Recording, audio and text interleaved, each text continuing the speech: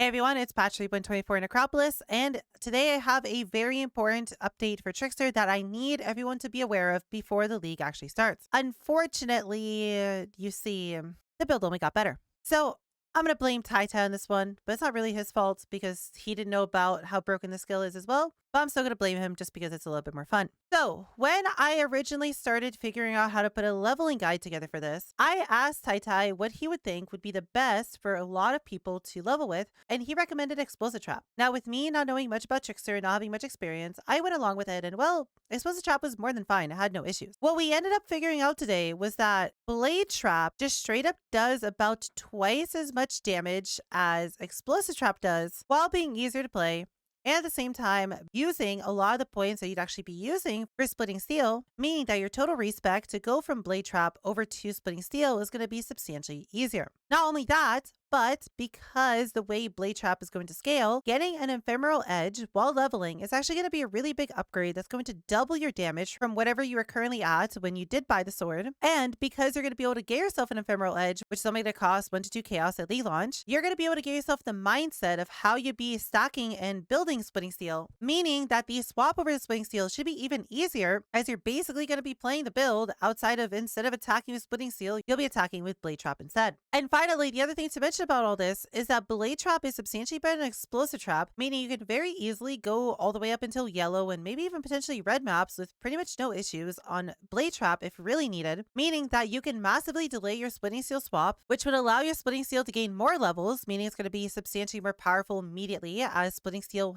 heavily scales off of gem levels. And at the same time, because we're going to be able to dual wield 2 swords, this means we can abuse Whirling Blades to be substantially faster than we were previously. And because Whirling Blades is unlocked in Act 1, we are going to be able to zoom through Act 2 and Act 3 a lot faster, which is going to be nice as previously we only unlocked Shield Charge at the end of Act 3. With all this put together, you'll have a substantially easier time being able to, well, as you can see on screen, just straight up delete every single Act boss with no issue. And you're going to be a lot faster, meaning you will save somewhere around 20 minutes to half an hour in your leveling experience just due to Whirling Blades being so good. Now, with all that out of the way, why don't we talk about all the changes and everything you need to know to be informed on what we are changing to make your leveling a little bit easier. As always, the path of building will be updated with all this, and this is going to show you all the information that you're going to need to know for Blade Trap. So if you do have yourself a copy of the path of building, just make sure you get yourself a new copy of it, which will be linked in the description below, and it'll have everything you need to know on how to put together Blade Trap and all the important details about it. So let's actually talk about the changes. Blade Trap is going to be a skill that you're going to be unlocking at the end of Act 1 as you're getting towards Maryville at level 12. What it does is it's going to make a trap that's going to spin in a circle, and it's going to attack with whatever weapons you currently have equipped. And because you have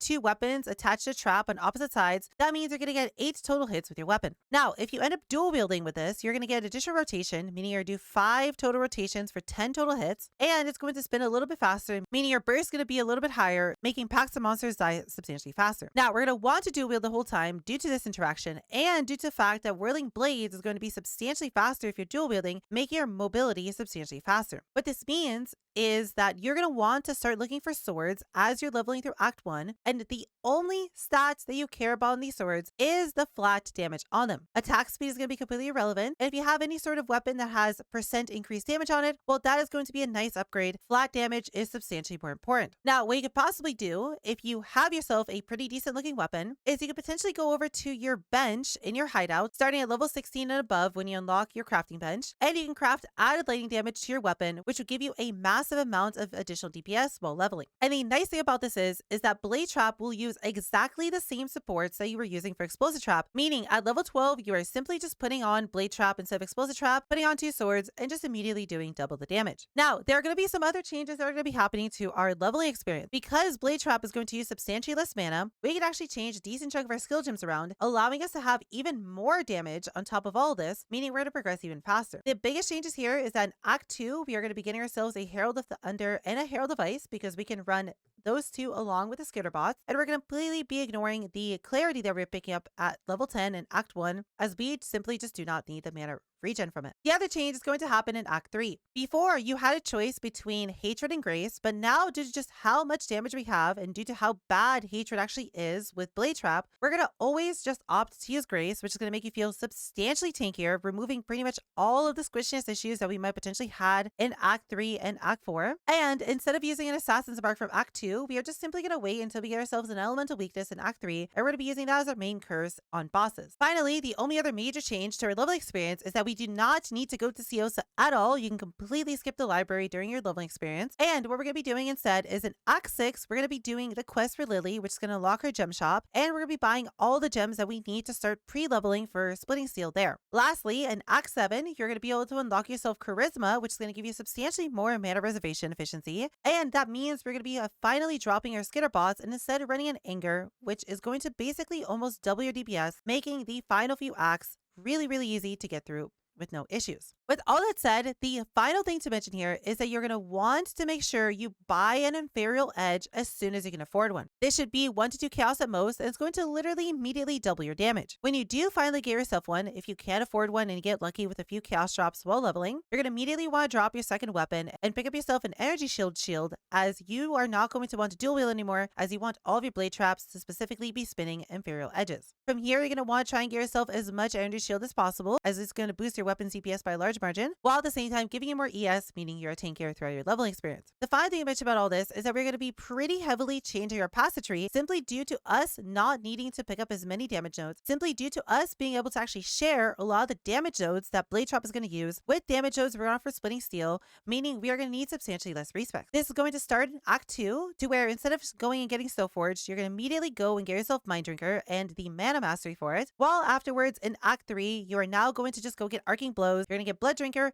and we're going to get Depth Perception with the Accuracy Mastery, as we are now going to need the accuracy from this mastery to be able to be hit capped, as we are now playing an attack build. In Act 4, we are then going to get ourselves the Trap Mastery, which is going to give us a lot more damage. In Act 5, we're going to start going down over to Force of Nature. Act 6, we are then going to work our ways towards Charisma. Act 7, finally get Charisma, which we then swap over to Anger. And then finally, to finish up Act 8 through 10, we're simply just going to start pathing through the top to get ourselves over to Elemental Overload sometime around level 70. With all this should mean you're going to need substantially less respecs, as all you're going to have to respec is just going to be the start of the shadow area, and you're simply just going to respec as you did previously, where you're instead going to be going down. But because we do not need to pick up Snowforge, this means we're going to need less respecs while at the same time doing more damage while leveling. Now, the last thing to mention here is that you can actually go and level with Blade Trap pretty deep into maps, potentially going all the way up until red maps if you really want to, just due to how much damage Blade Trap is going to actually do. Now, the one thing to mention about that, if you do want to go further with Blade Trap before swapping a Splitting Steel, which I might recommend, as that means you'll have more levels and you will potentially have even more money, meaning your swap is going to be even stronger, is